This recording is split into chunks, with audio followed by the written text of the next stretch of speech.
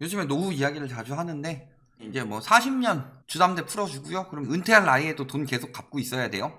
굉장히 노후가 위험해지고 있죠. 지금 2030들 집값이라도 올라서 돈 번다. 그거요. 팔아서 내 손 안에 들어와야 돈 번 거죠. 그리고 지금 사는 사람들은 완전히 노후까지 파탄 나는 거죠. 왜? 우리나라가 지금 어딜 따라가고 있다? 일본을 따라가고 있더라. 나쁜 엔저 시대. 근데 일본이 지금 상황이 되게 안 좋죠. 대규모 적자가 일본에서 나오고 있고 잃어버린 40년 이야기가 나오고 있다. 무역 수지 현황이 미중 무역 전쟁할 때 조금 떨어졌다가 코로나 때 어느 정도 회복하는 것 같더니 지금 개박살 났다. 엔달러 환율은 계속 올라가고 있다. 밑에 쪽에 커지고 있는 거예요. 계속 올라가고 있다. 즉 엔화 가치가 떨어지고 있다. 좋은 엔저와 나쁜 엔저가 있는데 지금은 나쁜 엔저라는 거죠. 지난 20년간 엔화 약세이 좋은 엔저는 개뿔. 좋은 엔저 아니었어요. 좋은 엔저는 언제 좋은 엔저냐? 7, 80년대. 이때는 좋은 엔저였습니다. 미국이나 유럽이나 이런 데가 기술력이 좋았죠. 그리고 당시에는 기술을 거의 그쪽에서 독점하고 있었는데 당시에 일본이 모방의 나라라는 이야기가 많이 들었죠. 그래서 여기서 100짜리 만들어서 100달러에 팔면은 일본에서는 처음에는 뭐 95, 90 이런 거 만들어서 70달러, 80달러 이렇게 파니까 가성비가 엄청나게 좋았죠. 그러니까 일본 거 많이 산 거다. 지금은 어때요? 글로벌 금융위기가 왜 왔냐? 글로벌 어스가 되었기 때문이죠. 예전엔 미국에서 수출을 하려고 하면은 미국에서 만들어서 팔고 막 이런 게 있었는데 글로벌화 되면서 세계의 공장 중국에다가 때려박고서 거기서 싼 인건비로 싼 자재값으로 거기서 만들게 한다. 기술력은 미국이나 유럽에서 제공을 하고 그 이름 갖다가 메이커는 그렇게 하는데 메이드 인 차이나 이제는 메이드 인 인디아 혹은 동남아시아 이쪽으로 가고 있죠. 그러니까 좋은 기술력을 싼 인건비로 쓰는 시대가 되었다.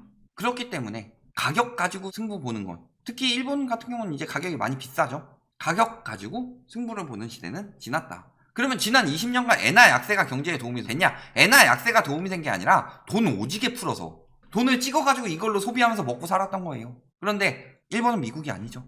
지금 결국 그 피해를 입게 된다. 뭐 때문에? 아베노믹스 때문에. 그러니까 일본이 기축통화니까 돈 풀어가지고 소비한 거예요. 돈 풀어서 소비를 하는데 문제는 일본은 저축을 잘하는 민족이죠. 그러니까 그걸로 일본 국채 사주고 그러니까 돈 많이 찍어도 국가부채가 엄청나게 올라가도 버틸 수 있는 요인이 됐을 뿐이었다. 돈 오지게 풀어가지고 결국에 뭐가 살아났어요? 얼마나 오지게 많이 풀었나. 그러니까 일본은행 총재가 뭐라 그래요? 현재의 강력한 금융 완화를 미국에서 강력한 금융 완화를 지속하겠다가 아니고 축소하겠다인데 끈기 있게 계속하겠다. 이제는 금융을 축소할 수가 없는 상황이다. 일본의 GDP 대비 국가 비율은 263%입니다. 미국은 132%죠. 2배예요, 2배. 그러면은 미국에서 1%포인트 올리는 효과를 하면은 일본에서는 1% 똑같이 올라도 효과가 2배로 나타난다. 근데 미국은 그래도 체력이 있어요. 그래도 G1인데 일본은 이제 체력이 없어요. 일본 소득 올랐어요? 우리나라한테 이제 역전당하고 있어요. 그래서 일본에 때 보면 뭐예요? 도시락이 무슨 생선인데 좀 멸치대가리 같이 올라가 있고 우리나라 제일 싼 거 뭐 스팸 도시락 그런 구성에 생선 한 마리 올라가 있는 도시락 이게 제일 인기래요. 왜? 월급쟁이들은 돈이 없어요. 국가도 돈이 없어요. 아니 국가도 돈이 없고 월급쟁이들도 돈이 없고 기업도 돈이 없어요. 뭐만 있어요? 높아져 버린 주식 그 다음에 뭐 해외에 꽁쳐놓은 자산 해외에 사놓은 실물 자산들 이런 거는 남아있는데 돈은 없다. 그렇게 된 이유는 뭐예요? 부동산 등 엄청난 거품이 쌓였었고 거품이 붕괴되면서 사람들이 빚더미에 앉게 됐고 빚더미에 앉게 되면서 국가도 장기 침체가 왔고 국가 부채로 침체가 이어지니까 경제가 살아날 수 없으니까 미국 따라서 돈을 풀었는데 푼 건 미국보다 더 풀었고 근데 막상 그게 국민들한테 안 돌아가요. 월급이 모르긴 개뿔도 안 올랐죠. 그러니까 지금 사단이 나는 거다. 소비가 박살이 나고 경제가 안 돌아가죠. 내수 시장이 안 돌아갈 수밖에 없는데 그나마 일본이요 내수를 엄청나게 좋아하는 나라입니다. 그래서요 예를 들어서 이런 거 있죠. 이거 한국 노트북에는 없다. 일본 노트북에만 있다. 이러면서 엄청 비싸게 파는 노트북이 있어요. 근데 그 기술이 뭐냐? 한국 노트북에 없는 기술이 CD롬. 요즘에 우리나라는 CD롬 필요 없죠. USB 있는데. 그러니까 CD롬 안 달아놨죠. 노트북 얇게 만들고. 근데 CD롬 달아놓고서 한국 노트북에 없는 기술 하면서 우리나라 거보다 한 몇 배 비싸게 받는데도 그걸 사주고 있다. 그만큼 내수 심리가 좋은 일본인데도 돈이 없으니까 내수 시장에 박살이 난 거예요. 또 한 가지는 뭐예요? 돈을 벌 사람이 없다. 고령화가 심각하다. 그러니까 돈을 벌어요? 세금을 많이 내야 돼요. 버는 사람은 줄고 부양하는 사람이 늘어나니까. 가정이 있는데 노부모 그 다음에 엄빠가 돈 번다. 이런 상황이에요. 일본이 고령화가 되면서 부양할 노부모는 넷으로 들고 엄빠 중에서 한 명은 잘렸어. 그래서 한 명은 일하고 혼자서 넷을 감당해야 되는 이런 상황이 오니까 부담이 커지는 거죠. 그러면서 지금 어때요? 4년 새 사라진 마을이 164개다. 인구 감소로 인해서 도시 소멸이 일어나는 거죠. 저런 데가 집값이 개박살이 나고 더 이상 안 올라가는 이유예요. 일본 집값이요, 드디어 거품 경제 때 집값을 회복했다요? 다른 나라들은 몇 배나 올랐죠. 우리나라 91년도랑 지금 집값을 비교해봐라. 근데 일본이 그거 회복한 게 지금 자랑이에요? 그리고요, 그것도 돈 오지게 많이 풀어서 화폐같이 낮춰서 만든 가격일 뿐이지. 그러면서 지역은 사라지죠. 그리고요, 3년 뒤면은 800만 명에 달하는 단카이 세대, 75세 이상의 고령자가 된다. 지금 65세 이상 고령자의 비율이 청소년 비율의 3배죠.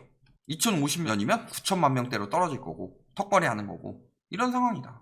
근데 남 얘기예요. 일본에는 국가부채가 있다면 우리나라에는 가계부채가 있죠. 가계부채가 터지기 일보 직전이죠. 선진국 최고 수준으로 늘어난 가계부채, 거기에 빠른 속도로 진행되고 있는 인구 고령화가 경제 성장을 제약할 수 있다. 물론 일본이랑 우리나라는 국민성이 조금 다른 점도 있기 때문에 일본처럼 무조건 망한다 이건 아니지만 굉장히 비슷한 위기들이 많이 진행되고 있다. 또 25년에는 일본 단카이 은퇴고 뭐 하고 있죠? 2050년에 세계 최고의 고령화 비율을 일본을 역전할 것이다. 전 세계에서. 고령화. 또 저 인간 그 얘기하네. 말도 안 되는 뭐 패션지 같은 데서 폭락론자들은 인구 감소로 인해서 수요가 줄어서 집값이 떨어진다고 한다. 그것만 말하고 있는 머저리들이다. 뭐 이딴 식으로 기사를 썼는데 뭐 표현은 이렇지 않았지만 인구 감소와 고령화가 단지 수요 감소만을 이야기를 하느냐. 저희가 그런 식으로 단편적으로 분석했다면 억울하지도 않죠. 볼 생각도 없어요. 왜? 아마도 그 기사 쓴 기자는 매도했으니까 똑같이 매도할 거예요. 그 기사 쓴 기자는 지 집값 떨어질까봐, 지 광고비 떨어질까봐 돈 쳐받고 쓰는 기사니까 보지도 않고 보면은 말로써 이길 자신이 없으니까 구라나 치면서 속이고 있겠지만 저희는 절대 그렇게 이야기하지 않았습니다. 왜 고령화가 문제냐? 국가 부채가 늘어나게 되는 고령화로? 고령화가 된다는 건 무슨 소리예요? 그만큼 복지 예산이 많이 들어간다. 복지 예산을 뭘로 메꿔야 돼요? 세금으로 메꿔야 되죠. 근데 세금으로 메꾸기에는 생산 가능 인구가 줄어들고 있다. 그런데 세금을 높여요. 그럼 세금을 뭐에 높여야 돼요? 생필품에 드는 부가가치세 이런 걸 높여야 되나요? 아니면은 많은 차익을 올려가지고 양도세 이런 걸 높여야 되나요? 그래서 양도세 높여놨더니 세금 뜯어먹으려고 안달난 정부인 것처럼 이야기를 하는데 담배값 올린 것만큼 하시려고요? 물론 담배가 좋고 뭐 이런 이야기를 하는 게 아니에요. 술값 올리고 담배값 올리고 해가지고 거기서 세금 뜯어먹는 것보다는 낫지 않나요? 서민들 뜯어먹는 건데 그건? 그러면 이 세금 늘어나는데도 한계가 있죠. 이들의 인구는 줄어들고 그렇다는 건 생산 가능 인구가 줄어든다는 건 소비가 줄어들고요. 그렇다는 건 경기 자체가 나빠진다. 그러면은 소득 자체도 올라가기가 쉽지 않다. 그러면은 세금은 줄어드는데 복지 예산은 늘어나요? 그럼 뭘로 늘어나는 거예요? 국가 부채가 늘어날 수 있다. 아까 단카이 세대 이야기 나왔죠? 800만 단카이 세대 이야기할 때가 아니다. 우리나라는 700만 베이비 부모가 고령층에 진입이 시작되었다. 그러면은 생산력은 경제활동 인구는 굉장히 줄어들고 근데 문제는 저들이 돈이 없다.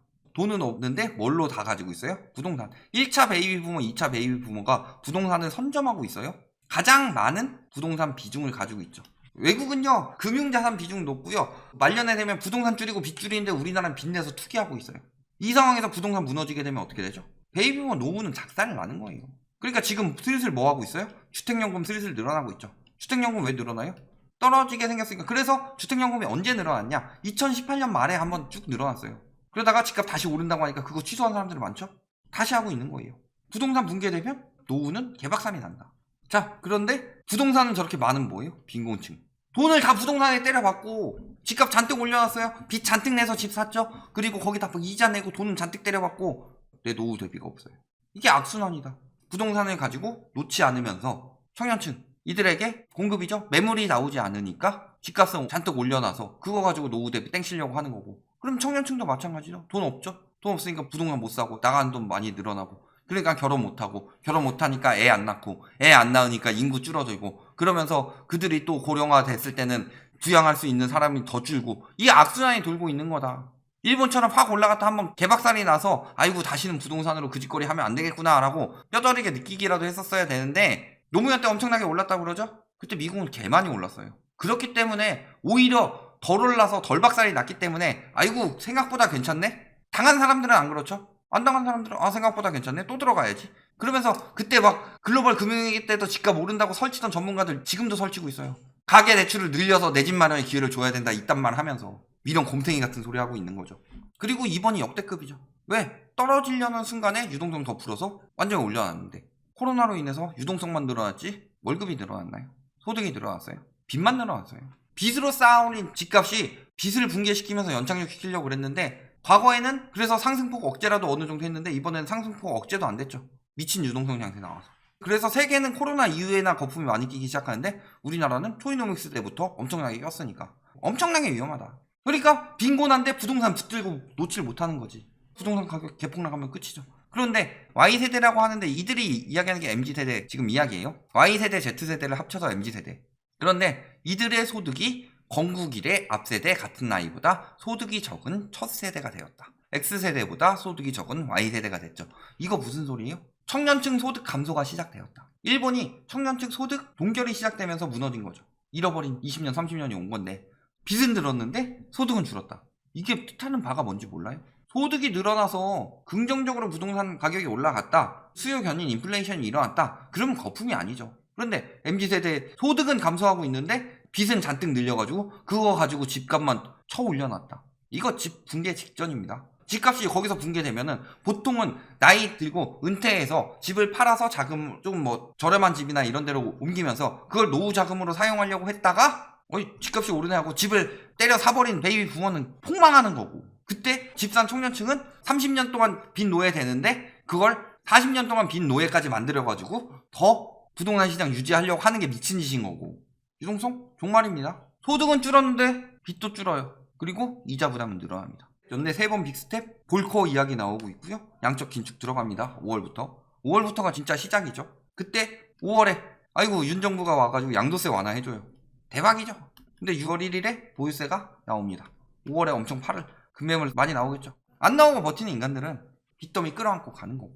결론, 인구 감소와 고령화는 단순히 수요 감소가 아니다. 청년층 소득 붕괴가 시작됐다. 그리고 빚만 잔뜩 늘었죠. 이거 얼마 전에 집 샀으면은 30년 금융 노예입니다. 그러면 이 노예들을 많이 만들지 않아야 국가 경제가 살아나는데 지금 당장 부동산 값 더 올리겠다고 40년 금융 노예까지 모집하고 있다. 노예가 되시고 싶으신 분들은 지금 집 사세요.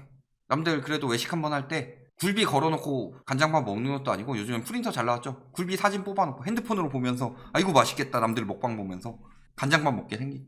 하지만 이 부분에 대해서는 경고를 계속했었고 그럼에도 불구하고 집값은 올랐잖아요.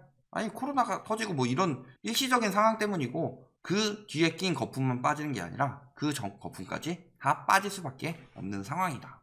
여기까지 말씀드리겠습니다.